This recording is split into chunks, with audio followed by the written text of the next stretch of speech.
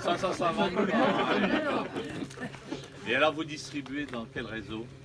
Nous, c'est vendu sur des grandes surfaces. Alors, on commence à en vendre un peu sur Civray. En ce moment, c'est vendu sur Angoulême. Le siège social de la coopérative est à Angoulême. Vous passez via une coopérative? Ouais, ça s'appelle la CPLC. C'est Coopérative des producteurs de lapins charolais.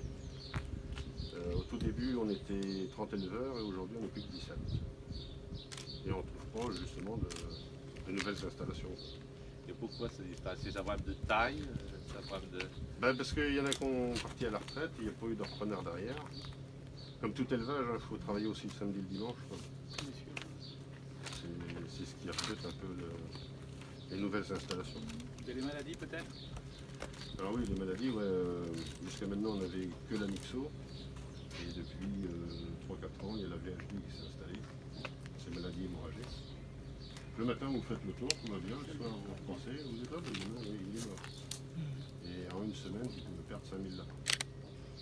En réalité, la VHD qui est sur le lièvre, c'est C'est la même. C'est la même. Et probablement, c'est pour ça la question que j'ai posée, parce que je vois les éoliennes jouer son exploitation là. Après, tout dépend des sols. Si le sol est calcaire, il y a très peu de failles d'eau. Vous avez beaucoup moins de problèmes par les champs électromagnétiques. La personne que je vous ai donnée, lui, il faisait 4500 mères. En 10 ans, il a tout perdu. Ouais. Même en étant acharné, puisque c'est ton métier depuis toujours, dès qu'ils ont installé les éoliennes et dès qu'ils ont mis les postes de transformation, avec les champs électromagnétiques, tout ce qui est ferraille a pris l'électricité, plus d'autres problèmes qui viennent se rajouter. Et donc tous les jours, il remplissait des caisses entières de lapins morts, jusqu'à temps que de toute manière, il ne pouvait plus en vivre. Il a été ensuite embêté, parce qu'il a porté plainte à la préfecture. Parce que lui, il en vivait avant qu'ils installent. Et avant de trouver les liens de causalité, on lui a mis que c'était un mauvais éleveur, qu'il pratiquait la maltraitance, etc. Jusqu'à ce qu'à un moment donné, ça soit plus viable, puisque les banques lui ont saisi. Et l'épisode s'est fini le mois dernier avec le dernier tribunal, où avant que son avocat ne puisse faire des analyses champs électromagnétiques sur les ferrailles, etc., les autorités préfectorales ont saisi ses biens, ont envoyé des bulldozers alors qu'il était encore propriétaire. Vous verrez, il a des cadenas sur sa propriété, il est encore propriétaire. Ils ont explosé les cadenas, ils sont rentrés avec des bulles, ils ont tout arrasé, tout broyé. Les silos qui étaient vendables, récupérables, il n'y a rien là-dedans, ça se vend très bien. Je ne sais plus combien il avait mis, 500 €, 1000 €. Ils ont été écrasés. Et on a tout détruit pour enlever toute trace de preuve. Et donc aujourd'hui, c'est un chômeur. C'est le nord de la France, l'Est, je crois, ou c'est au-dessus de Bretagne ou Ouest, je crois. Côte d'Armor, peut-être. Patrick Pilon. Vous tapez Patrick Pilon sur Internet, éleveur de lapins, et vous verrez le massacre et le malheur d'un individu qui a été broyé. Le pauvre, il avait un nom prédestiné sans être méchant. Et oui, il est passé au pilon. Il a été passé au pilon par l'autorité, par tout le monde. Et on a, alors je ne sais pas ce que vous l'avez peut-être pas encore vécu, on a aussi un célèbre animaliste qui s'appelle M. Rigaud, qui fait le tour avec L214 de tous les élevages pour faire des vidéos sur les exploitations. Et dès qu'il y a 2-3 lapins de mort, on met ça avec un film bien monté, la situation pour appeler les gens à ne plus manger de lapin, manger que de la viande de synthèse, et ainsi de suite. On est aujourd'hui dans un montage d'une société qui est en train de broyer les éleveurs. C'est d'ailleurs la raison, c'est l'une des raisons pour laquelle je suis parti en campagne avec Jean, mais pour défendre le monde de l'élevage, parce qu'aujourd'hui l'agribashing qu'on appelle est pas sous un mot un peu qui ne me plaît pas, mais les attaques frontales sur le monde agricole, qui est le même que celui qu'on a vécu sur le monde de la chasse, ça aussi, n'est là que financé par des puissances étrangères, notamment par les Américains, pour mettre à mal tout notre mode de société de consommation. Et donc, quand on n'a pas la chance de pouvoir se défendre, et c'est extrêmement compliqué, je dis même face aux syndicats agricoles qui parfois ne jouent pas le jeu, on abandonne des parts de notre société d'élevage, de circuits courts, si nous en faisons tout ça là, mais en réalité on laisse faire pour faire diminuer tout ce que vous êtes en train de faire, parce qu'il n'y a pas grand monde qui veut le faire, comme l'élevage laitier, etc. C'est un travail colossal, comme vous l'avez dit, samedi, dimanche, jour férié, etc. Mais il n'y a personne pour mettre ça à l'honneur. On en revient à ce qu'on rigolait il y a 25 ans quand on parlait du poisson Fendus. Mais on est là-dedans. Hein. On est là-dedans. Hein. Quand on dit qu'on est à la croisée des chemins sur nos vidéos, je pense qu'on est à la croisée des chemins. C'est que si on n'arrive pas à prendre le dessus pour expliquer aux urbains et aux jeunes générations qu'en réalité tout ce que nous faisons, tout ce que vous faites, c'est quelque chose de bien et de bon pour la société, il y a une déconnexion. Une déconnexion et on a mis un cachet sale, pollueur, réchauffement climatique. Alors, vous levez le matin, la vache réchauffe le climat, le lapin réchauffe le climat. Et le coup, on ne regarde pas les camions, les porte-conteneurs chinois qui passent là, qui coulent, qui flamment et tout. Ça, au fioul lourd, ça c'est pas un problème. À un moment donné, ça commence à bien faire. Quoi. Ça commence à bien faire. C'est une agression sur notre monde qui est injustifiée. Vous êtes au contraire. Moi je pars du principe, à Lambert, je dis les gens qui devraient être mis à l'honneur aujourd'hui dans les écoles et dans la presse, c'est bien les agriculteurs. Il ne faut pas inverser les rôles. On aménage les territoires, on travaille dur. Si on fait la comparaison entre ceux qui foutent rien et qui pompent le jus de ceux qui travaillent, arrêtez, hein. À un moment donné, il faut être clair dans la vie. Hein. S'il y en a qui veulent manger sans rien faire, il va falloir qu'ils m'expliquent. Hein. Parce qu'aujourd'hui, ils consomment parce qu'il y a des gens qui travaillent dur hein, et qui ne gagnent rien. Moins que eux, qui ne font rien. Hein. Où est où la justice aujourd'hui? Donc, il faut pouvoir le dire. Mais il me semble qu'on a perdu chez les hommes politiques la parole libre. De dire les choses telles qu'on les ressent. Et après tout, on n'est pas tous parfaits, mais on peut dire quand même ce qu'on en ressent, ce qu'on a dans le cœur. Et puis d'arrêter d'encourager un système qui est en train de s'effondrer. Mais bon, c'est pour ça qu'on est là et qu'on fait des kilomètres. On se demande s'il va falloir en faire. Bon, il les a fait déjà en chaussures, il a changé 3 paires de chaussures. Hein. Et celle-ci est déjà usée. Et là, il a pris des Michelin. Oh, attention, là, ça Goodyear pas trop, mais Michelin, il m'a dit plus ça tient. Les Bridgestone, non? Non, c'est plus Ah, là, il a pris les 4 dans l'air du temps. Ça. Il a pris des 4 saisons. Hein. Oui, raison. Attends, oh, il dort plus la bête. Hein. Hein? Nous avons un chef de liste exceptionnel, C'est ça. comme vous avez pu nous en rendre compte. Mais votre histoire Par contre, est émouvante et vous avez su tenir le cap. C'est malheureusement ce que la grande majorité aujourd'hui d'entre nous, parce qu'on est tous un peu, au fond, un peu paysans, n'arrivons pas à le faire, tellement accablés par tout. Vous l'avez très très bien dit. Puis surtout cette non-reconnaissance. Autrefois, bon, c'était pas idéal non plus, mais au moins on reconnaissait à chacun la part de ce qu'il faisait. Et on était heureux qu'il soit là.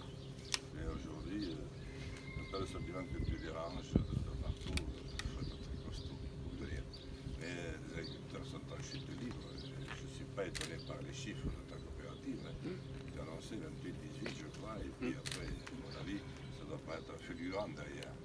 Mais quand rien n'encourage, quand il n'y a pas de facilitateur, quand il n'y a que des censeurs, tous ces braves ingénieurs qu'on avait à la DDA, qu'on a bien connus, nous, des types qui faisaient le boulot à ta place tellement ils étaient contents. Et toi, tu les avançais quand tu étais maire, les choses. Là, ils sont devenus de top censure, mais on les a formés pour ça. On leur fait des stages tous les ans. Ils ne ratent rien de toutes les combinaisons, de l'écologie, etc. On les forme tous. Donc forcément, ce n'est pas le même cœur qu'ils y mettent. Et l'agriculteur, et en particulier l'éleveur, parce que tu l'as bien dit, et M. Eli qui l'a dit, c'est 24 heures sur 24. Tu vas te reposer un peu, tu as un qui commence à être un peu malade, tu ne peux plus te reposer. Parce que tu sais que il y avait quand même des êtres bienveillants qui étaient payés pour ça, et pour encourager. Bien nous, c'est ça que nous voulons redire, pour pouvoir le faire ensuite. Et c'est pour ça que c'est très important de gagner cette campagne d'opinion. C'est une campagne beaucoup plus importante qu'il n'y paraît. Et ça va apparaître sur la fin, justement. Ça commence, moi je sens que ça commence à gazouiller, ta canalisation est partout, et ça va venir. Beaucoup de gens, comme toi, réfléchissent et disent, en fait, on n'a qu'une vie, la consacrer à travailler comme on fait. être toujours bafoué.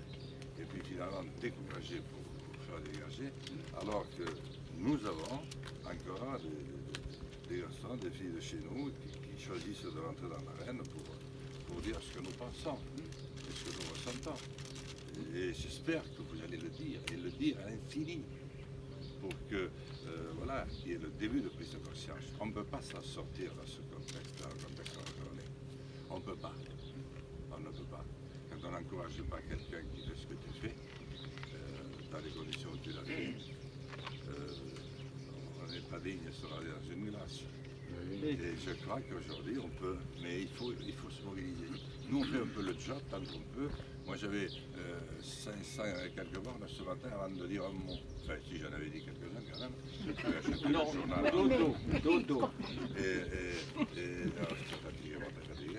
Et alors, mais ça veut dire la distance aussi. Et c'est partout la même complète. Partout. Et quand on voit ces prairies, ces forêts, ce magnifique paysage qui est le nôtre, qui est juste fait pour faire du bon, du beau. Nourrir les gens. Oui. On a applaudi les infirmiers, la Covid, mais on n'a pas applaudi les agriculteurs. Excusez-moi, quand il n'y a plus rien qui fonctionne, pour nourrir les EHPAD, pour nourrir les hôpitaux, pour nourrir les écoles, pour nourrir les gens qui bossent. Hier, on avait Alexia. C'est ça. Et là, on a le prisme de l'écologie punitive. On a cette arrivée des Verts qui ont trouvé tout ce que nous faisons, tout ce que nos anciens construisent comme mauvais. C'est pas possible, ces gens-là. Et à un moment donné, il faut arrêter. L'humanisme, ça veut dire quelque chose. Là, on est rentré dans l'animalisme. Voilà. L'animalisme, ça va moins. C'est pas parce qu'on ne respecte pas les animaux, mais chaque animal a sa place dans la chaîne. Mais l'homme, il est au-dessus. Alors c'est ce que j'expliquais ce matin. Il ne faut pas stocker l'eau. C'est pas bien de faire des bassines. Mais par contre, le castor qui fait un barrage, alors ça c'est beau. Vous avez vu le castor? Il gère l'eau, lui. Il fait un barrage. Eh bien l'homme, il ne faut pas qu'il fasse de barrage. Mais il est là pour gérer l'eau, lui aussi. Mais non, on a des gens de la ville qui pensent que stocker l'eau, c'est pas bien. Il faut qu'elle parte à la mer. Bande d'abrutis. On n'a jamais fait aussi simple comme du bon sens. Il en tombe plus maintenant. Ils l'ont dit, le GIEC. Mais on en stocke un peu plus. Non, il faut la faire partir à la mer. Et après, il fait sec, il n'y a plus d'eau. Restriction. Alors les agriculteurs, ils pompent, et là ils vont nous enlever l'eau de la bouche, on va plus pouvoir boire. Bande d'abrutis, si on avait stocké 70% de l'eau, il y en a pour les agriculteurs, il y en a pour les gens en ville pour boire. Mais non. Sans compter que les gens de la ville, pour l'immense majorité, pensent comme nous, mais seulement il y a comment je devrais dire, un rouleau compresseur d'abrutissement collectif qui pousse les gens à penser tous la même chose. Et c'est notre plus grand mal. Et on se renvoie les clichés les uns des autres. Mais nous sommes délaissés. Les gens de la ville, ils achètent l'eau à 1 euro le litre, c'est 10 000 euros la tonne. La vache, le lait de vache, c'est 320 euros la tonne. C'est ça le contraste, c'est ça le décalage. C'est ce qu'on ne peut pas continuer à cautionner. On ne doit pas laisser partir ces dérives-là. On n'a pas le droit de stocker l'eau. Nestlé, Danone ont le droit de s'approprier des sites d'exploitation, donc de sources naturelles, sans que ça gêne justement ces fameuses mêmes associations environnementalistes. Il est encore là le grand décalage. Pendant qu'on stigmatise notre profession, en l'occurrence les agriculteurs, et pas que, parce qu'il n'y a pas que l'agriculteur qui a besoin d'eau, il y a aussi, et c'est ça où il y a le paradoxe, donc c'est tout l'écosystème, et donc aujourd'hui on veut de la biodiversité.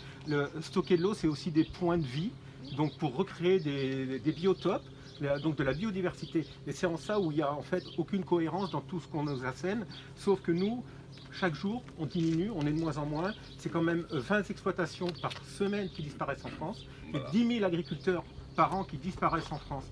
Et ce phénomène-là, cette tendance-là, elle n'est pas prête de s'inverser parce que l'accès au foncier est plus possible. Les contrôles structurés sur affaires sont complètement par rapport à l'idée de vouloir réinstaller en décalage total et à l'opposition. Et du coup, on n'est que sur des non-sens. Enfin voilà, je m'excuse parce que... Aujourd'hui,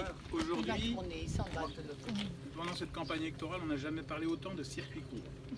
Sauf que les études qui sont parues il y a 3 semaines, elles disent que 60% de nos fruits sont importés, 40% de nos légumes, 25% de la viande blanche, 25% de la viande rouge, 50% de la viande blanche, 75% des fleurs coupées, c'était la fête des mères le week-end dernier, 75%, 3 bouquets sur 4 qu'on a offerts à nos mamans sont produits à l'étranger. Et donc il y a un moment où il faut être raisonnable, quoi. C'est-à-dire qu'à force de charger les agriculteurs avec des normes de plus en plus importantes, on interdit de produire en France, sans parler des charges sociales, qui sont déjà ajoutées à un SMIC qui est haut par rapport à nos partenaires européens, parce que le SMIC en Espagne, c'est la moitié en France, en Allemagne, c'est la moitié en France. Et donc on a des charges sociales importantes, on fait vivre des familles, et on nous rajoute encore des normes de production. Et alors là, c'est un festival, le programme du Parti Socialiste et d'Europe Écologie Les Verts pour ces élections régionales. C'est-à-dire que non seulement on a des normes nationales, mais en plus de ça, on va avoir des normes régionales avec des conditionnalités pour l'obtention des aides à l'agriculture. Et donc on pourra avoir l'aide de la région que si on rentre dans les fourches codines d'un nouveau règlement qui va encore plus loin que les normes nationales sur la biodiversité, sur l'agriculture biologique, etc. Enfin, à chaque fois, nous on est conseillers régionaux depuis 5 ans avec Eddy, à chaque fois qu'on parle haute valeur environnementale, qui est la norme qui a été conçue au Grenelle de l'environnement pour respecter, aller vers plus de respect, etc. Et les écologistes votent contre. Il y a ici M. Mercier qui est président de France-Silva. À chaque fois qu'il y a des subventions pour la forêt, notamment pour notre label PEFC qui est la gestion durable de la forêt, les écologistes votent contre. En commission agriculture, où siège Eddy, France-Silva n'est pas invité. Par contre, on fait venir les tenants de la faune sauvage, de la forêt. Et il faudrait que les agriculteurs laissent 20% de leur forêt pour les petites bêtes. Mais eux, ils ne laissent pas 20% de leur salaire, hein. Je vais vous le dire. Hein. Alors nous, notre projet, il est différent. D'abord, on va mettre un stop aux éoliennes, parce qu'on estime que la Nouvelle-Aquitaine, elle est déjà excédentaire en électricité, décarbonée. On produit 56 TWh d'électricité décarbonée, grâce à l'hydraulique et grâce au nucléaire. On en consomme 39. Or, l'électricité ne se stocke pas. Donc implanter des éoliennes en Nouvelle-Aquitaine, non seulement ça n'a pas d'intérêt écologique, mais ça n'a pas d'intérêt économique. Donc c'est de l'argent mis par les fenêtres. Je rappelle quand même que l'année dernière, le rapport de la Commission de régulation de l'énergie, c'est le surcoût des éoliennes que chacun paye sur sa facture d'électricité, c'est 5,6 milliards d'euros. Après le gel du mois d'avril, l'agriculture a dit le coût pour l'agriculture c'est 5 milliards d'euros. Donc en fait on met dans les éoliennes dont on n'a pas besoin l'équivalent du sinistre du gel sur toute l'agriculture française en 2021. Donc on est en train de se tromper complètement de schéma. Alors nous par contre, on ne va pas produire de l'énergie décarbonée parce qu'on en a déjà. Par contre on veut utiliser les agriculteurs et les forestiers pour fixer du carbone. Donc il y a ici des représentants de l'agriculture. Aujourd'hui, il y a des projets très intéressants qui sont menés par l'INRA, le projet Cap pour 1000, en disant si on change nos façons de faire, avec l'agriculture de conservation, avec la viticulture de conservation, on peut fixer plus de carbone dans les sols. Ça permet d'augmenter la qualité des sols et ça permet de fixer dans les sols des gaz à effet de serre qui sont dans l'atmosphère. Je donne un exemple, moi je suis viticulteur. Un hectare de vigne, selon qu'on le mène d'une façon ou d'une autre, ça peut fixer entre 30 et 80 tonnes de carbone par an et par hectare. On a 216 000 hectares de vignes en Nouvelle-Aquitaine. Si, avec les viticulteurs, on met en place une méthode de culture qui permet d'augmenter la qualité des sols tout en fixant plus de carbone dans les sols, on est les rois carottes. Ensuite, dans la forêt, notre projet, c'est le projet 3S. S comme séquestration. Alors les écologistes disent oui, mais dans la forêt cultivée, on séquestre autant de carbone que dans la forêt sauvage. Ils ont raison. Sauf que dans la forêt cultivée, on fait des bois qui vont servir à la construction. Et quand on construit en bois, on stocke du carbone pour 20 ans, 30 ans, 40 ans, pour une génération. Quand on utilise, vous étiez fabricant de piquets en bois pour la vigne, un viticulteur bio, il ne devrait pas utiliser des piquets en fer. Il devrait utiliser des piquets en bois. Parce que le piquet en bois, il stocke du carbone pour tout le temps de la plantation de vigne. Donc la séquestration, le stockage et la substitution. Quand on fait du méthane avec les déchets de la ferme, quand on fait du méthane avec les rémanents de coupe, de bois énergie avec les rémanents de coupe dans la forêt, finalement on substitue de la matière organique, de la biomasse au pétrole. Les 3 S, voilà notre projet. Et nous, ce qu'on voudrait, c'est que, parce qu'aujourd'hui les gens qui émettent des gaz à effet de serre, ils payent une taxe carbone. Nous, on aimerait qu'une partie de cette taxe revienne à ceux qui fixent le carbone. pour que les agriculteurs et les forestiers aient un revenu pour tout le carbone qu'ils fixent avec leur bonne méthode. Et là, on est dans un cercle vertueux et on pourrait faire quelque chose de grand ensemble. Voilà. C'est tout le contraire de la politique actuelle de la région et c'est tout le contraire du projet et d'Alain Rousset et d'Europe Écologie Les Verts. Les Républicains n'en parlons pas, ils disent qu'ils feront un moratoire sur les éoliennes, sauf que pendant 5 ans, ils ont voté tous les textes qui permettent l'implantation des éoliennes. Et donc, vous savez, je ne sais plus qui disait, il y a deux moments où on ment dans la vie, c'est avant les élections et après la chasse. Bon, ben, après la chasse, nous, ça ne nous dérange pas trop, on raconte de belles histoires, mais avant les élections, ça nous dérange beaucoup. Voilà. L'idée, effectivement, c'est de redonner à ceux qui sont les acteurs de la ruralité, et alors pas que nous, les agriculteurs, mais on est au premier rang parce qu'on travaille le terroir, le territoire, alors pas que l'entretien, parce qu'on a voulu faire de la France un pays de tourisme avec l'agritourisme, mais ça ne suffira pas. Il faut donner effectivement un attrait aussi économique, il faut un retour économique. Et nous redonner donc les moyens et la capacité, et que ces argents-là, des enveloppes carbone, ces crédits carbone, nous soient restitués et qu'on soit acteurs. Pas comme aujourd'hui, qu'on contractualise avec des sociétés qui arrivent aujourd'hui, qui disparaissent demain, d'une part. Donc effectivement, l'idée c'est redonner, et parce qu'il faut aussi réinstaller, mais pas que des agriculteurs, il faut redynamiser, il faut recréer des outils de transformation. Aujourd'hui, tu le disais pour le lapin, on n'a plus les outils de transformation, on a perdu, et qu'ils soient donc privés, des industriels privés ou aussi des coopératives, parce que aussi nos coopératives, en fait, ont lâchement abandonné, pas toutes, mais pour la plupart, ce que nos anciens, les sociétaires avaient créé, des coopératives qui avaient mis en place des produits de forte valeur ajoutée. Ici, localement, on a une usine de transformation du lait qui a été cédée à l'industriel Savencia, et 2 ans après, elle a définitivement disparu. Et en même temps, il a cédé le savoir-faire du beurre AOC Charente-Poitou, du Chabichou du Poitou, du Motet-sur-Feuille, etc. Et on est en train de perdre tout ça. Et donc, c'est nous redonner les moyens et les capacités, donc, en tant qu'acteurs du territoire, de faire de la transformation, de la valorisation, de capter et garder l'économie que la ruralité nous permet d'engendrer. Et ça, c'est très important. C'est l'industrie de première et deuxième transformation. On était en Corrèze la semaine dernière, on a visité des jeunes qui ont monté un laboratoire de découpe parce que voilà, pour alimenter des boucheries avec de la viande qu'on laisse rassir, qu'on va transformer avec des bonnes méthodes, etc. Hier, on était chez un scieur qui s'installe à côté de Cocumont, à côté de Marmande, qui va de nouveau scier le bois local, alors qu'aujourd'hui, les menuisiers en Nouvelle-Aquitaine, pour la plupart, ils travaillent avec des bois exotiques. Quand on construit aujourd'hui en bois, on va chercher les charpentes en Allemagne et en Europe du Nord. Et c'est très difficile d'utiliser du Douglas, du Limousin, alors qu'on a un gisement de Douglas et que c'est un bois qui est naturellement classé de classe 4, quoi. Et donc on a des super produits, on a je crois 140, je parle sous le contrôle de M. Mercier, 140 espèces de bois différents en France, et on est incapable aujourd'hui d'avoir une filière organisée de construction bois avec nos propres produits. Et Guy le disait tout à l'heure, c'est qu'on a laissé partir notre savoir-faire ancestral, qui était adapté à ce que le local nous permettait de faire et transformer. Ici, nous, on a beaucoup le châtaignier, on a aussi l'acacia, et comme tu le disais, piquet d'acacia, piquet de châtaignier, il sert sur les boucheleurs, les piquets d'acacia, etc. Et tout ça, en fait, ça nous a été spolié, c'est disparu, justement, au profit de la mondialisation, à travers les traités, là, notamment du libre-échange, et je ne parle pas de ceux spécifiques à l'agriculture, mais Dieu sait s'ils sont nombreux. Et l'idée, c'est ça. Donc, la mondialisation, en fait, moi, je suis désolé, elle est en train de nous tuer, nous sacrifier les uns après les autres. Donc, l'idée, est-ce qu'on peut revenir en arrière? Je ne sais pas. Mais je pense qu'il y a encore, parce que le territoire, il est toujours là, il est toujours en place. Et ce que les écolos n'ont quand même pas compris, c'est que la vie du territoire, c'est d'abord la nature qui nous l'offre, et à nous à capter, à savoir quoi en faire. Et pas finalement lui laisser de la même façon sur les gibiers, on a des problématiques corvidées et tout, de faire de la régulation, etc.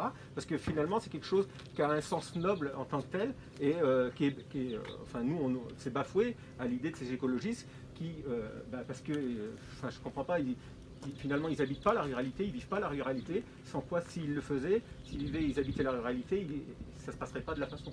Ils n'ont pas les notions d'équilibre. Nous on est des agriculteurs, les chasseurs comme les pêcheurs, nous sommes des gens d'équilibre.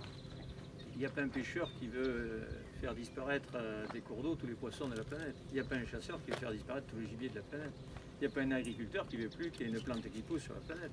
C'est simplement du bon sens, sauf que ils ne voient pas la même chose que nous. Et les politiques non plus, parce que la première, pour moi, hein, après 30 ans de parcours assez particulier, l'une des premières qui me touche le plus près, c'est la filière laitière.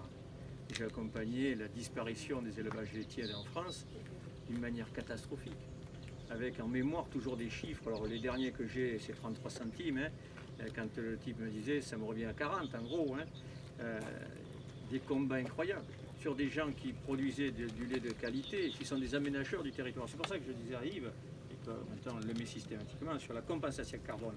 C'est pas que l'aspect aussi financier, c'est de faire comprendre aux urbains que l'éleveur laitier comme le monde agricole, il apporte sa plus-value à la planète.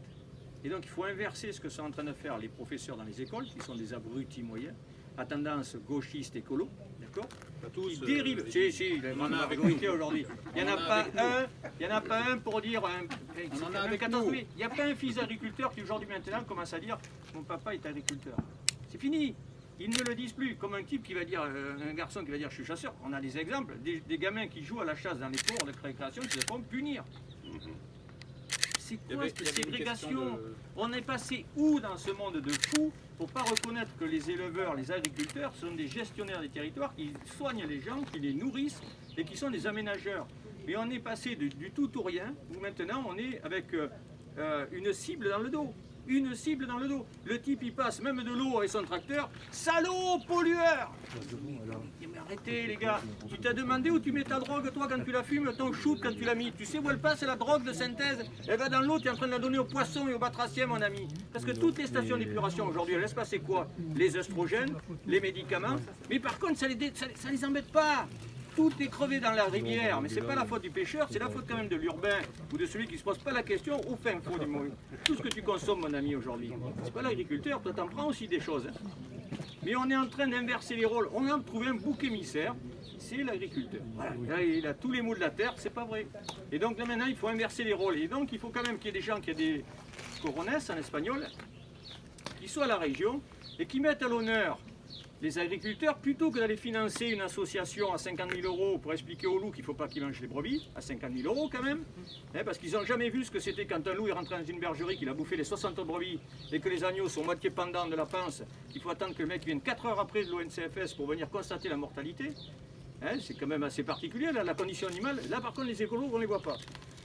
Tout est fait comme ça aujourd'hui. Il y a des financements qui sont faits où on se demande où les types s'ils sont des déracinés des territoires et où il faut remettre à l'honneur la réalité de la vie, quoi. Donc voilà, à un moment donné... Monsieur a une question. Oui, Voilà. on les prend. Question rouge. Vous avez évoqué tout à l'heure les éoliennes. Donc le gouvernement a l'air de vouloir mettre les bouchées doubles concernant l'implantation des éoliennes. Alors les projets en Deux-Sèvres, en Vienne et en Charente, parce que vous êtes venu en voiture, en TGV, il y en a partout à gauche et à droite. Hein. Ouais. Donc il y a des projets, il en pleut tous les jours. Ouais. Donc il y a encore un nouveau projet entre l'INASE et Champagné-le-Sec là. Ouais. Donc qu'est-ce que vous avez l'intention de faire sans couper l'herbe sous le pied au sénateur Belin qui effectivement intervient, mais... Oui, mais le sénateur Belin, il n'a pas le pouvoir d'arrêter. Non, mais il est venu quand même aux manifestations. Oui, oui, oui. De bien prononcer sûr, contre bien sûr. le développement des éoliennes dans la commune. En fait, si vous voulez...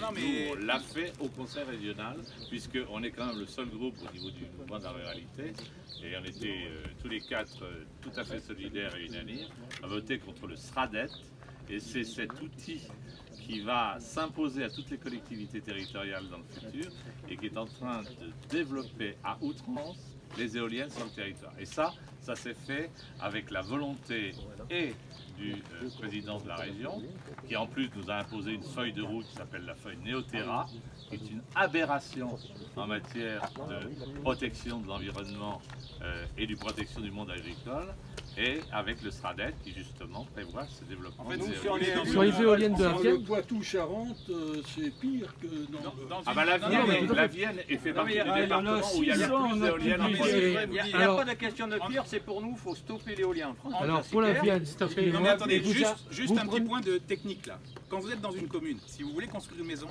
vous pouvez le faire sur un terrain constructible. Ce terrain constructible, c'est défini par le plan local d'urbanisme. Si vous êtes dans une communauté de communes, c'est le PLUI, le plan local d'urbanisme intercommunal. Si vous êtes dans une région et que vous voulez implanter une éolienne, il faut que ce soit prévu dans le SRADET, le schéma régional d'aménagement, de développement durable et d'égalité des territoires. Il n'y a qu'un groupe qui a voté contre le SRADET, contre la feuille de route Néoterra et contre le budget de la région, c'est nous. C'est nous. Voilà. Et donc si on est élu, et quand Eddy sera président, nous abrogerons le SRADET et nous voterons un nouveau SRADET. Et intérieura toute l'implantation. Et quand on a voté contre le SRADET, c'est Eddy qui a pris la parole. Tout ça est en vidéo sur le site de la région. Il a dit, Monsieur le Président, les projets éoliens pullulent sur la région alors que nous n'avons pas besoin De la région. Nouvelle-Aquitaine. Parce que dans le Bordelais, il n'y en a pas beaucoup. Mais non, il n'y en a pas. Heureusement qu'il y a encore des Il y en a astérix pas. pour s'y opposer. Et le On a président- mis à 200 éoliennes. Je vais vous dire que... Et le président de la région lui a répondu, ah bon, vous me dites, Monsieur Pujalon, qu'il y a des projets éoliens dans la région? Je ne suis pas au courant, j'en vois pas beaucoup. Je ne crois pas avoir vu une éolienne démarrer, pousser depuis plusieurs années en Nouvelle-Aquitaine. Bah, il est venu quand Toutes même à les Civray il y a peu de associations. temps. Oui, Hein. mais- Et donc il a bien vu On quand voit même que qu'il y avait ce des qu'il veut voir. ventilateurs un Toutes peu les partout. associations. Et vous prenez l'exemple de Courcôme. Il y a eu 3 refus dernièrement par la préfecture qu'on dit bon stop, mais ils sont allés s'implanter ailleurs. C'est Oui, ça. et encore, ils À n'ont Courcôme. pas été courageux, parce que sachez qu'aujourd'hui, pour remonter à l'étymologie des choses, ce sont les parlementaires, sous l'égide du temps de la loi Brotte, du temps de Jospin, qui ont simplifié au maximum l'implantation des éoliennes. Autrement dit, aujourd'hui, le maire n'est pas consulté. On vient le voir pour lui dire si vous voulez du pognon. consultatif. Non, rien. le préfet peut s'y opposer, mais si l'industriel veut jouer la forte tête, c'est déjà arrivé, il va devant le tribunal.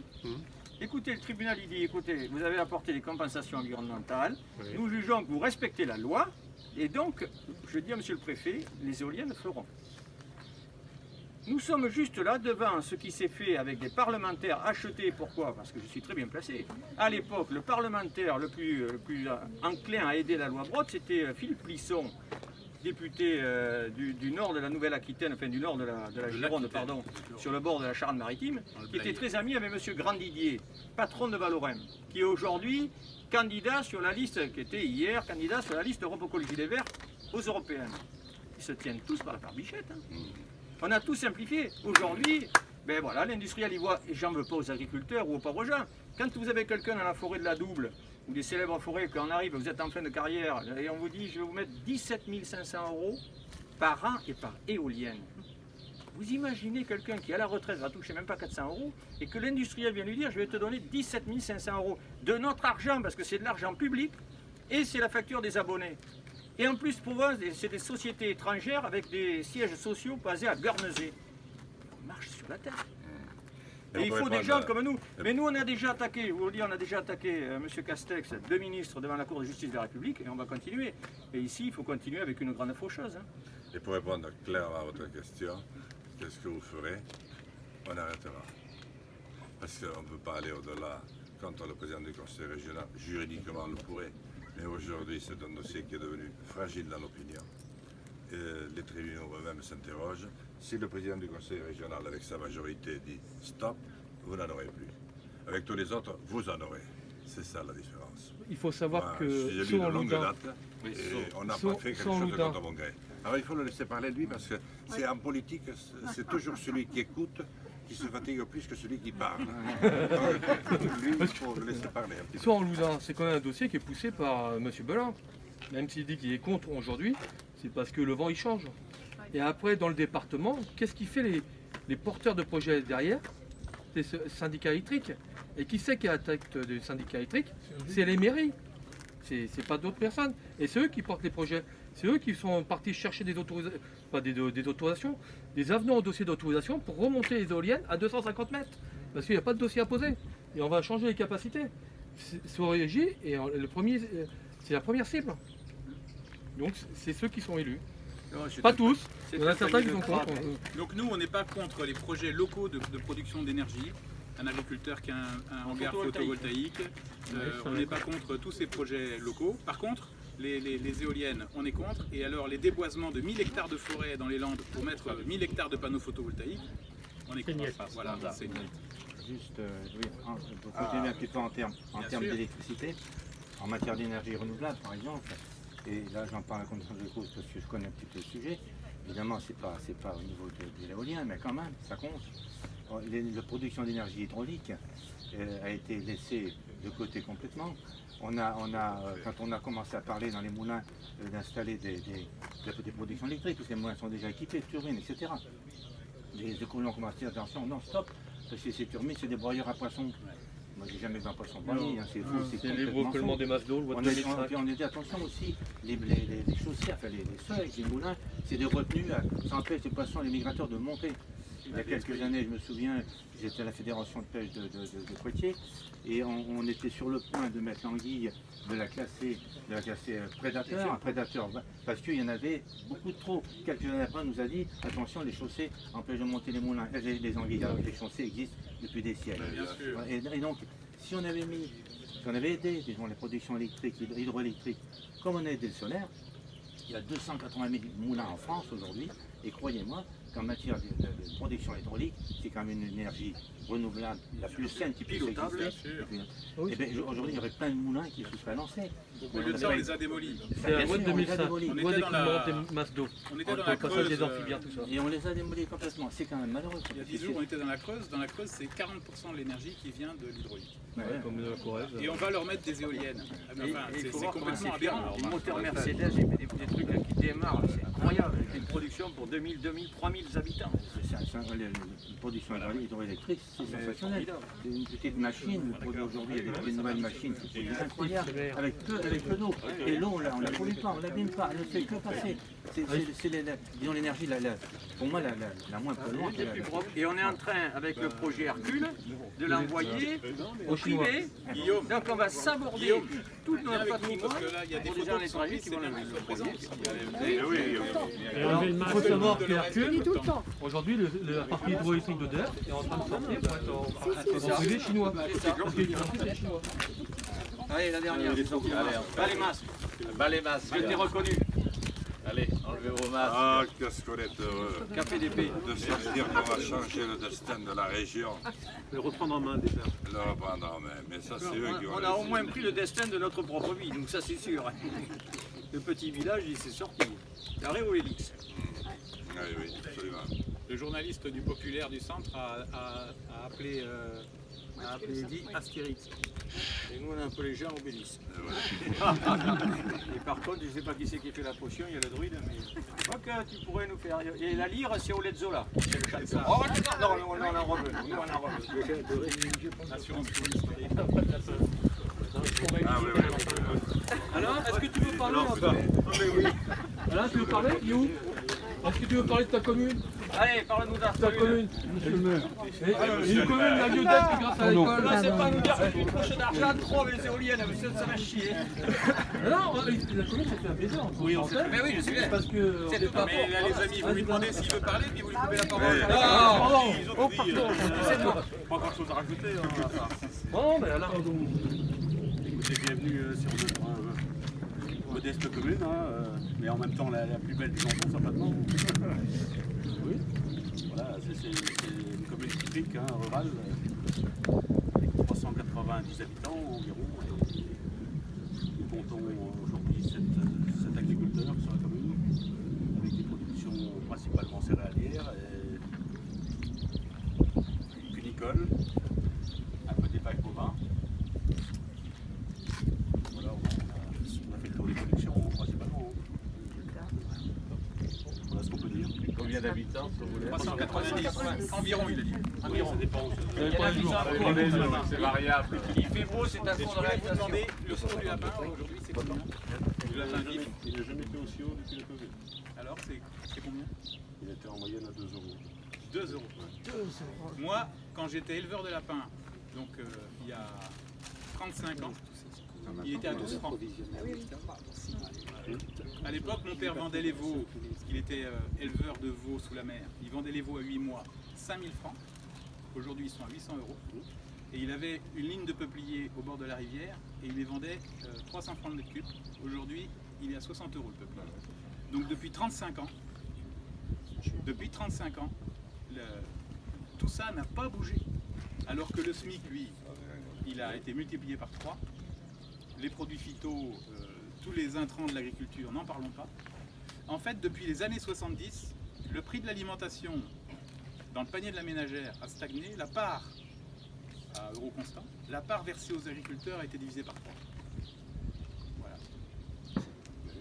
Il y a un effet corrélé direct avec la PAC quand même, hein, parce que sur le calendrier, quand on revient bien, finalement, il n'y a pas de hasard. L'idée de croire que la PAC est là pour compenser, parce que historiquement, la genèse de la PAC, c'était ça, hein, c'était redonner la souveraineté alimentaire à la France et à l'Europe, les 5 à l'époque, hein, et puis aussi, normalement, un salaire, un revenu décent aux agriculteurs. Et cette notion de revenu décent, mon Dieu. Il y a la loi Egalim qui devait, soi-disant, tout révolutionner. Elle devait mettre plus d'argent dans la poche de l'agriculteur et en échange de quelques contraintes environnementales. Finalement, à la fin, il reste surtout des contraintes environnementales et pas plus d'argent. Et à chaque fois, c'est pareil. À chaque fois qu'on se met autour de la table, on invite toutes les associations environnementales et on en ressort avec plus de normes, plus de contraintes, plus d'empêchements de produire. Voilà. Et pour revenir sur ce que disait M. le maire, et notamment sur les nombreux petits villages qui composent ce nouveau département et cette grande région, je voudrais quand même rappeler que M. Mousset, l'ex-président de la région, son content, est peut-être sorti demain. La première chose qu'il a fait, en fait, c'est d'envoyer un très mauvais signal aux communes rurales, parce que la première chose qu'il a fait, c'est de supprimer un outil qui était indispensable pour les petites communes, qui s'appelle le FRID, le Fonds régional d'initiative locale. Absolument. Et toutes les petites communes pouvaient, je dirais, lancer des projets comme la rénovation de la toiture de l'école, les bâtiments, les quelques bâtiments publics qui restaient dans l'école, etc. Et lui, il a considéré que c'était un gadget, donc il a coupé, mais brutalement, du jour au lendemain, les vivres de toutes les petites communes. Et ça, c'est un très mauvais signal pour ce que l'on voit aujourd'hui dans cette région, où finalement il n'y a plus de politique d'aménagement du territoire, où tout est concentré sur les grandes métropoles, hein, les décisions y sont centralisées, et on oublie complètement les petites communes, les petits villages, les villes moyennes. La preuve, c'est que le budget de l'aménagement du territoire baisse de 19% depuis des années. Donc là, vous êtes, vous, probablement un signe comme quoi, finalement, il y a encore plein de choses à faire chez vous. J'ai vu qu'il y avait des bâtiments qui avaient été rénovés. Je ne sais pas avec quel fonds vous les avez faits, mais il faut savoir qu'avant, le FRIL était un outil qui était très intéressant au niveau financier. Et puisqu'on est en Poitou-Charentes et que le FRIL était une spécificité Poitou-Charentes, il y avait une autre spécificité de Poitou-Charentes, c'est la facture que nous a laissée Ségolène Royal. Ah oui, ça. Alors, non mais je voudrais dire une chose. Ça a été montré du doigt en arrivant à Bordeaux. Oui, mais je voudrais vous dire une chose, c'est que Alain Rousset a beaucoup crié, s'est beaucoup plaint, mais n'a jamais été en justice. Nous avons essayé de nous substituer à lui, parce qu'il y avait un article qui dit quand le président de la collectivité ne souhaite pas aller en justice, un citoyen peut rester en justice à sa place, mais le tribunal administratif ne nous a pas autorisé à le faire. Par contre, ce que je peux vous dire, c'est que quand Eddy sera président, nous irons en justice sur l'affaire Ségolène Royal. Nous irons en justice. Parce que nous avons le droit de le faire, on est fondé à le faire, et qu'on a un rapport de la Cour des comptes qui montre toutes les malversations qu'il y a eu au sein de l'équipe de Ségolène Royal. Et on récupérera les 140 millions. Il y a aussi ici, on est en zone blanche pour les communications. Ah voilà. Ah voilà la fille. Internet, il parle de la 5G, si on l'avait correctement avec la 3G, la 4G, ça serait super. Non mais nous on va mettre la fibre optique dans chaque maison. Ah oui, là pour l'instant la fibre optique c'est résumé aux quelques écoles, quelques... Moi je suis président d'une communauté de communes qui l'a... J'ai été président d'une communauté de communes qui est la première en Nouvelle-Aquitaine à privilégier la fibre optique dans chaque maison. C'est tout à fait possible, on peut très bien le faire à l'échelle de la région. Allez. Mais les zones blanches, c'est très vrai. Tu ne peux pas commencer une conversation, déjà tu as du mal à la commencer, mais surtout l'achever. Parce que les réseaux, alors qu'on a quand même quelques-unes des plus grandes fortunes de France au niveau des télécoms, SFR par exemple, avec son chef, c'est un grand soutien de Macron, possède une des plus grandes fortunes de France. C'est eux d'ailleurs qui ont détraqué Orange, qui les a fait bifurquer, qui du coup a entraîné, je sais, 5 ou 6 mois. Je me souviens, la bande nationale. Mais c'est incroyable que le pays moderne comme le nôtre, il a été si longtemps, soit à ce point attardé. Très attardé. Très attardé. Surtout en Sud-Vienne, non. Pour faire un article, normalement il faut une demi-heure, des fois si ça ne marche pas, le lundi matin, pour 1 heure ou 1 heure et demie, donc c'est pas la peine, autant je reste couché. Oh, oui. Est-ce que je peux photographier mon ami Michel à côté de monsieur Jean Mais Lassalle? c'est un grand preneur, Canadair. Il a oublié son avion. Hein. Je croyais que tu voulais l'interroger. Hein? Et il marche en avion, bien sûr. Ouais. J'ai besoin de m'aérer les ménages. C'est vrai. Je crois que si je venais aérer. Vous êtes venu comment? En TGV? Non, je suis venu avec 2 voitures. Mais on pollue un peu. C'est des électriques. Non. Est-ce que vous allez chercher les bornes ici? Regarde-moi. On recommence. Merci. Les gens Merci.